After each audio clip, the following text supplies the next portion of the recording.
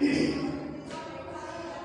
Student, हम लोग class 7 का SST chapter 3 the establishment of the sultanate. Okay, आज हम लोग क्या देखेंगे? रजिया सुल्तान और एंड बलबन। रजिया सुल्तान एंड बलबन। रजिया सुल्तान मैं रीडिंग कर रही हूँ, आप लोग ध्यान से सुनिए और समझने की कोशिश भी कीजिए। Okay. On Iltutmish' death, his daughter Razia ascended the throne of Delhi to become the first and only woman to rule Delhi. She dressed like a man, rode horse, and looked after the administrative affairs of the state, establishing peace in her kingdom. However, in spite of her many sterling qualities, the Turks wanted someone on the throne to whom they could dictate terms, but she was no puppet. She set up a group of royal commanders and began giving high ranks to non-Turks. This instigates the Turk emirs, nobles who began opposing her and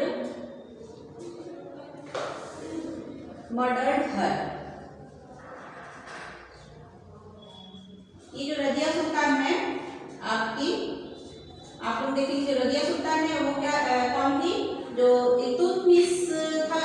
Iltutmish के बाद उसकी बेटी रजिया सुल्तान जो है वो इल्तुतमिश की बेटी थी, जो उसके बाद दिल्ली की गद्दी पर बैठी। वह दिल्ली की गद्दी पर क्या की? गद्दी पर बैठने वाली एकमात्र महिला शासक थी।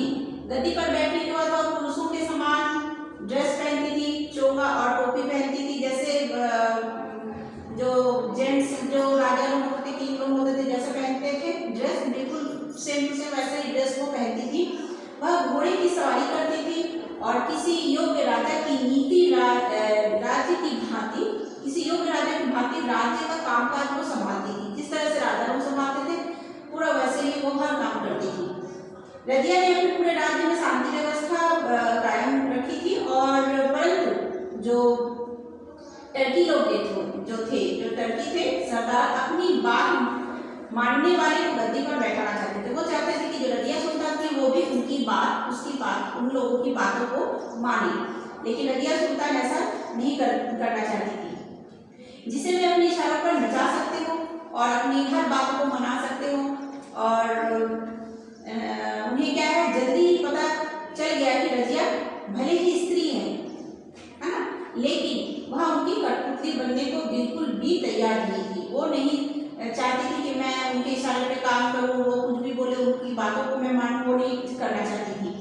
अपने वो इन गुणों के बावजूद रजिया कुछ खास नहीं कर पाई, क्योंकि जब उसने अपने प्रति वफादार सरदारों का एक दल तैयार किया और जो तुर्की लोग थे, टर्की लोग थे, को बड़े पद देना शुरू किया, तो जो टर्की के जो सरदार थे ने उनका विरोध प्रारंभ कर दिया और उसकी क्या किए, हत्या कर दी। वो क्या किए, जो कुछ अच्छे अच्छे लोग थे उनको वो क्या करती थी कि बड़े पद देने लगी और अच्छे कामों में उनको शामिल करने लगी। तो इन बातों का खुलासा वो जो तुर्की के जो सरदार थे, टर्की लोग थे, उनको पता चला तो वो क्या किए, बातों को विरोध करना शुरू कर दिया और क्या किए, बहुत जल्दी ही उसका शासन खत्म हो गया। उसकी उन्होंने क्या की, हत्या कर दी। उसके बाद आए Balban.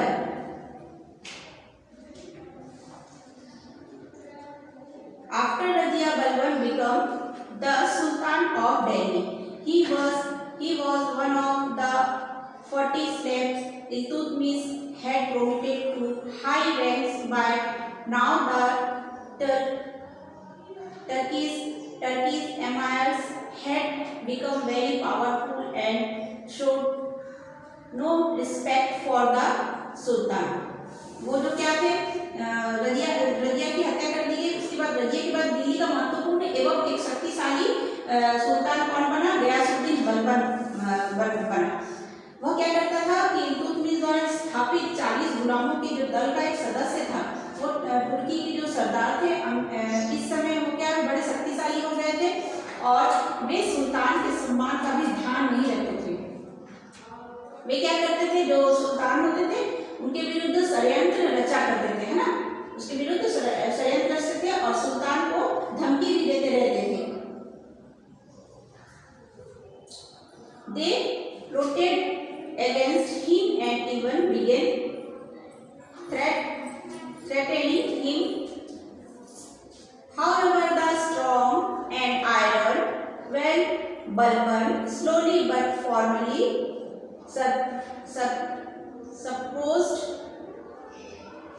suppressed them, breaking their strength-held hold on power and committing his position as Sultan. तो क्या हुआ कि उससे तो क्या करते थे, धीरे धीरे बलबन के सामने इन सरदारों को दबाना संभव सबसे गंभीर समस्या थी। धीरे धीरे किंतु दृढ़ता से बलबन ने उनकी शक्ति को नष्ट कर दिया, है ना। धीरे धीरे क्या किए, जो बलबन जो राजा बना था, सरदार बना, सुल्तान बना था, उसने जो टर्की के जो सरदार थे उनका क्या हुआ, शक्ति को नष्ट करने लगा और सरदारों को राजभक्त बनाने में सफलता प्राप्त की। बलबन सुल्तान की निरंकुश शक्ति पर विश्वास करते थे। फिर उसने अपनी स्थिति इतनी मजबूत कर ली कि सुल्तान की शक्ति को कोई चुनौती नहीं दे पाया। वह कहता था कि राजा ईश्वर की परछाई होते हैं और धरती पर उसका प्रतिनिधि है। उसने लोगों को सुल्तान के सामने सिजदा और पायपोस करना अनिवार्य कर दिया। पायपोस मतलब राजा के पैर चूमना, पायपोस मतलब राजा के पैर चूमना पड़ता था।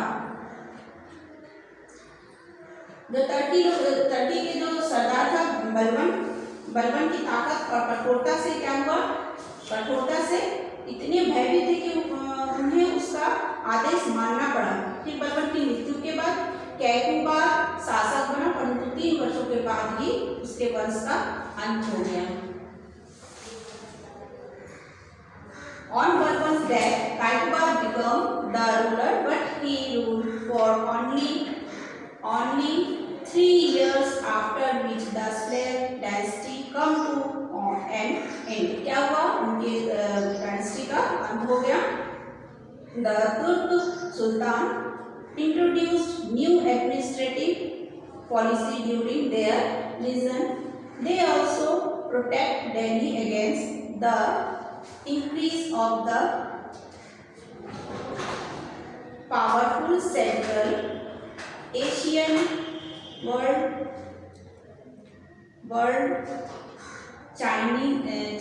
Genghis Khan.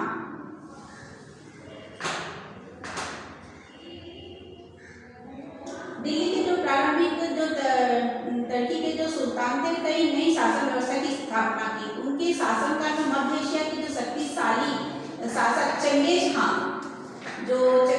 एवं अन्य मंगोलों का जो पर आक्रमण किया, जिसका उन्होंने सफलतापूर्वक मुकाबला किया तथा दिल्ली के शासन को मजबूत किया। उस समय संपूर्ण मध्य एवं पश्चिम एशिया में मंगोलों का आक्रमण क्या हुआ, हो रहा था, परंतु वो क्या करते थे, दिल्ली के सुल्तानों को पराजित नहीं कर पाए और इस काल में भारत मंगोल आक्रमण से बच गया। ओके, जो टर्की के क्या थे, सुल्तान थे,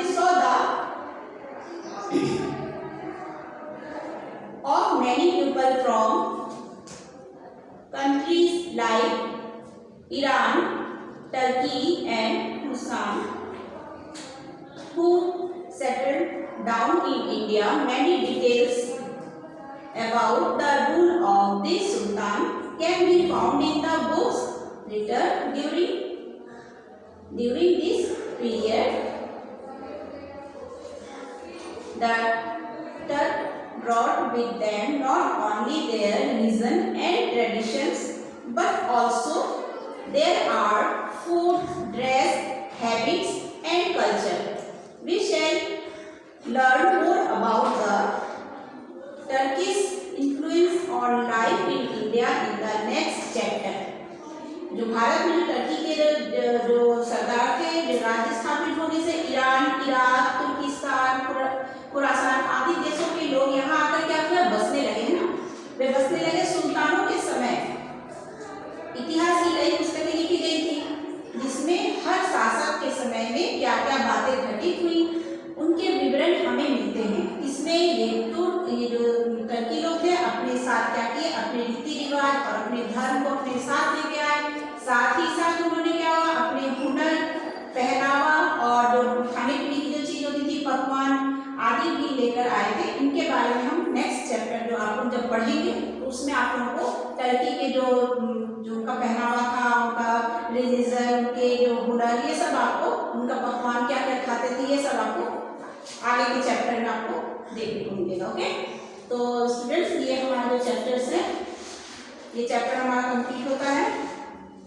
चैप्टर 3 नेक्स्ट क्लास में हम लोग फिर इधर क्वेश्चन आंसर ये सब आगे का देखेंगे। ओके।